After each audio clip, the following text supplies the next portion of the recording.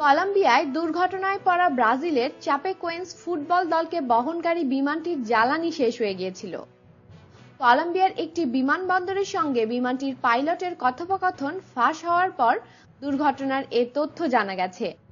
British সংবাদ মাধ্যম এ খবর জানিয়েছে। ফাঁস হওয়া অডিওতে শোনা যায়, দুর্ঘটনার পর মুহূর্তে বিমানটির একজন পাইলট ইলেকট্রিক ত্রুটি ও জ্বালানি না থাকার জন্য বারবার অবতরণের অনুমতি চাচ্ছেন। কথোপকথনটি ছিল বিমানটির পাইলট ও কলম্বিয়ান এয়ার ট্রাফিক কন্ট্রোলারের মধ্যে। এ কথোপকথনে দুর্ঘটনায় পড়ার আগ মুহূর্তে বিমানটির অবস্থা সম্পর্কে ধারণা পাওয়া যাচ্ছে।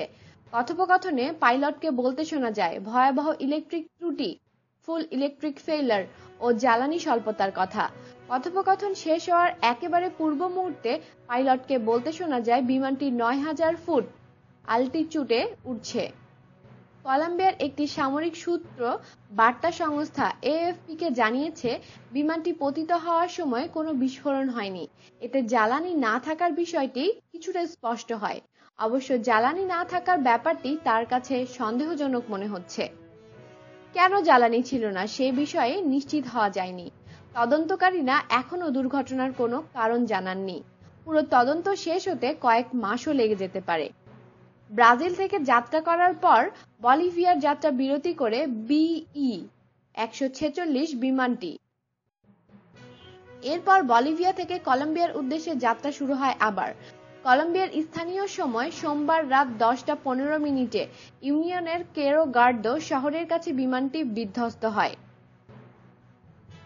দুর্ঘটনার শিকার বিমানটি পরিচালনা করত ভেনেজুয়েলার বিমান সংস্থা লামিয়া।